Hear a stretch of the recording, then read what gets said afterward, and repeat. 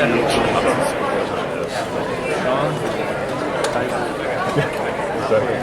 should be lower down. Good hair?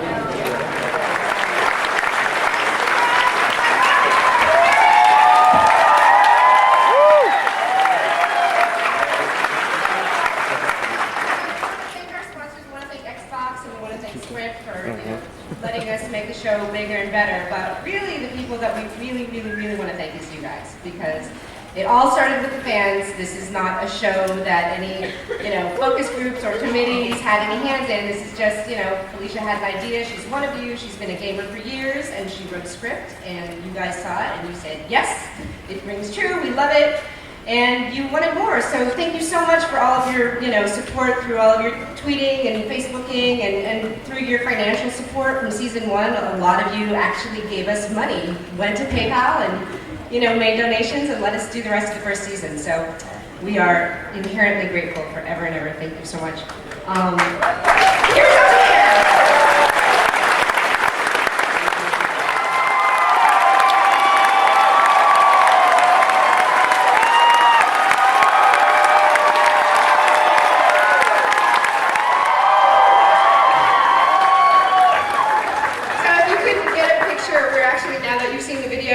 we have a great 8x10 of them in that pose, in these costumes at our booth, so you can go grab them.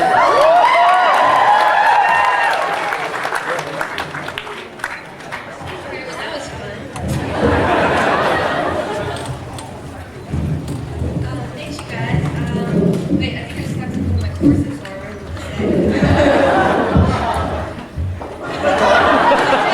I want to thank everybody for coming and allowing us to pull this great stunt, I guess. But I hope you enjoy it. I kept promising everybody online, hey, you're not going to want to miss the panel, so please rub it in anybody's faces.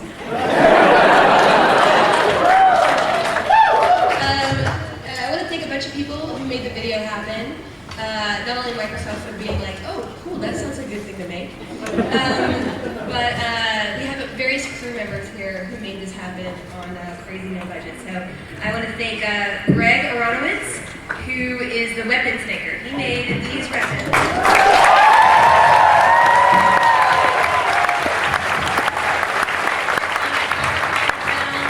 He worked on Jurassic Park. He designed Aliens from Babylon 5. He's like really fancy. And when he was like, oh yeah, I'll do your weapons, we were aghast. He's also directed Lagoon the movie, so he's done it all, and he totally pitched in and helped us, and he cast this head himself. He actually made it magical. What's the magic power? It stuns people. Instead of stun or kill. Sarah Trost is the costumer.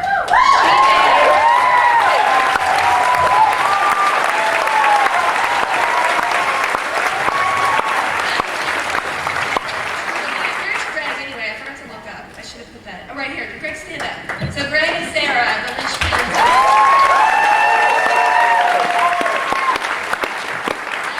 Jeff Morris is here, the editor of the video. He's here.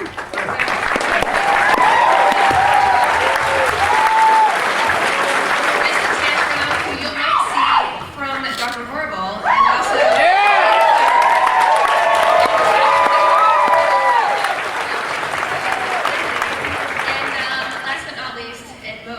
the co-writer of the song, Jed Whedon and I, and who's the director, and who just busted this out and did an unbelievable job.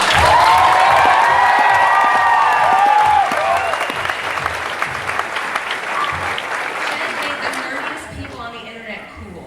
So how amazing is that? Okay, so that's what, I hope you guys enjoyed it. And the cool thing is, I think Larry introduced it and said, it's going to be on these little token cards, so if you have Xbox, you can go to our booth, and there's only a limited edition. It's only for Comic-Con. You get a 2-week preview of it, so it's special.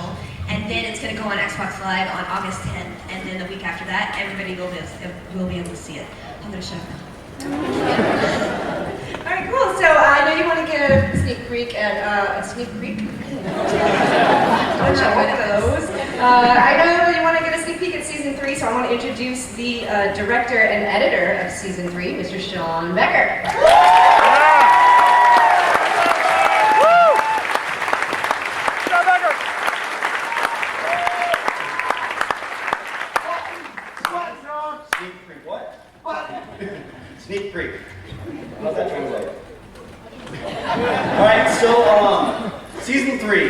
Felicia, you wrote a very ambitious script. I prepared a little thing called, what I like to call Season 3 by the numbers. For plums. So third season of the Guild. 12 episodes, 13 locations, 15 days, based on a script that was 103 pages long. Which was cut down from 125. Alphabet is my dialogue.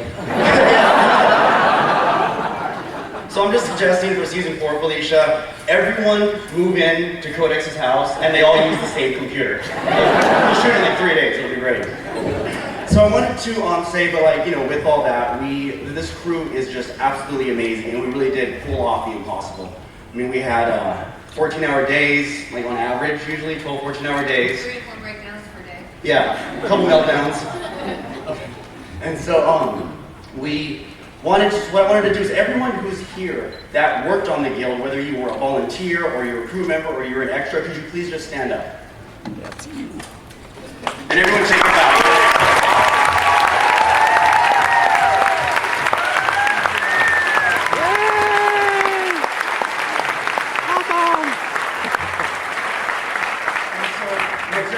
Such a great job. I want to point out 3 people specifically. Tara Casso, are you here? Tara, please stand up. So you all recognize Tara as Blaze's sister Dina, who was able to steal all of season 2 with one scene. And I also want to acknowledge Michelle Boyd.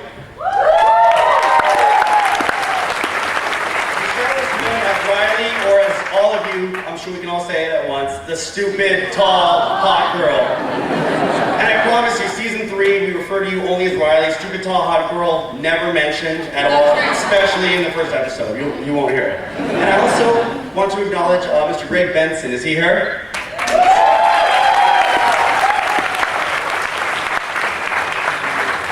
Greg was the director of season 1, which was funded by actually all of you guys. So I want you all to please give yourself a round of applause for that.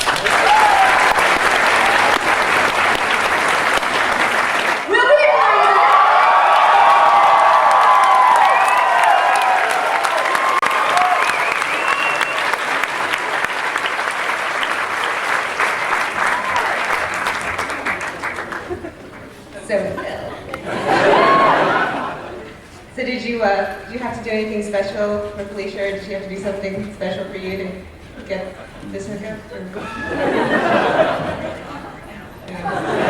Alright, never mind. So we're gonna do now a little Q&A, you guys. We have, we're not. I wanted Bill to talk a little bit about what he's doing. Yes. I think it's a little bit self-explanatory. Yes, that's true. I just wanted to ask Bill, actually, how hard was it not to Twitter about being on set all the time? It was almost as hard as lying to everyone I know and love in the world about why I was actually going to Comic-Con this year. So not hard. I thought it was really hard to take a week off from the stuff that I normally do and be working on the show every day and seeing you guys being awesome and hilarious and not be able to talk about all the backstage shenanigans and hijinks. There are shenanigans and hijinks. If they try to tell you that they're not, they are lying to you. And let me tell you something, I know something about lying. Wow. Okay, yeah, we're going to just open it up to Q&A in a minute, but we have one more thing to announce, because I said there were 4 surprises.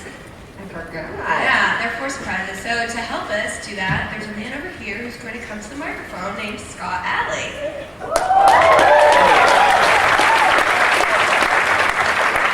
He can tell you who he is and tell you other things. Hi everybody, I'm Scott Alley. I'm the editor on Buffy Season 8, the comic series at Dark Horse. We also publish Serenity Comics and Dr. Horrible Comics, and I'm here to announce that we're going to be doing a Guild comic.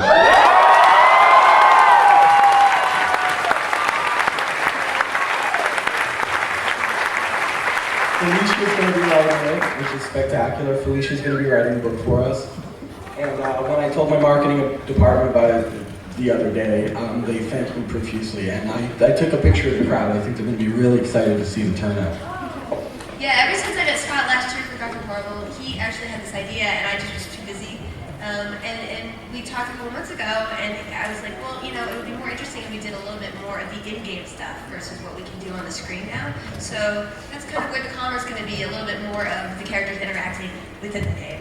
Yeah, so we'll see a mix of them in the real world, like you're used to seeing, but we'll also see them in the game world, and we're gonna look at two different art styles that will really give you like a great fantasy comic and a great real life kind of real adventure comic.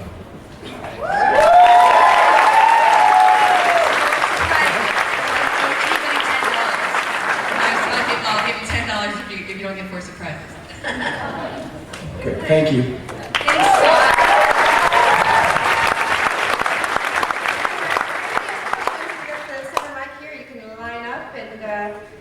Ask us anything.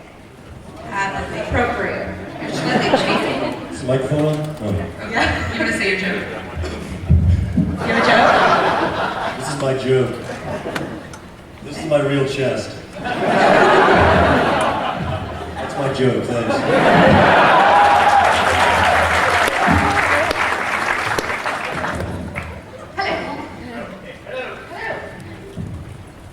So, my question. Was it a conscious decision to have such an ethnically diverse cast? Because I think the guild makeup is sort of more representative of the real world than, say, anything on network TV. Yeah, you know, for me, like, I think the cool thing about online gaming is that you don't meet people face to face when you first face to face. You don't see what they look like when you're interacting with them, and I thought that that's kind of how the life should work. Like, you shouldn't judge people on their skin color or their religion or their age. So that's kind of why I wanted to do this show, because I felt like this is an authentic way where, you know, where you see those sitcoms and it's like, hey, she's got an Asian friend and a black friend, and they look like they've never met each other before they got on set. So different interests and opinions, but that's the cool thing, that the game kind of brings them together. So it's a metaphor. I didn't start playing when I see both sides of it, because I didn't start playing until she put me in the first episode. And then I started playing like crazy. So I see both sides, and I never feel like we're ever making fun of it. Yeah, I always feel like it's just a little bit pushed out from reality. There are people like this. Yeah. I hope that does happen. I mean, in playing the game myself, I've met my Tinks, I've met my Bladeses, I've met all these characters at least a couple times. And it's not even a bad thing. It's like, it's fun to have all these various ranges of people and personalities that you run into on these kinds of networks. So I think it's like, we're not trying to trash on anything at all. It's just, it's all in fun, you know? Word. All right, and with that, I've got a couple of things to tell you, but first let's give a hand to the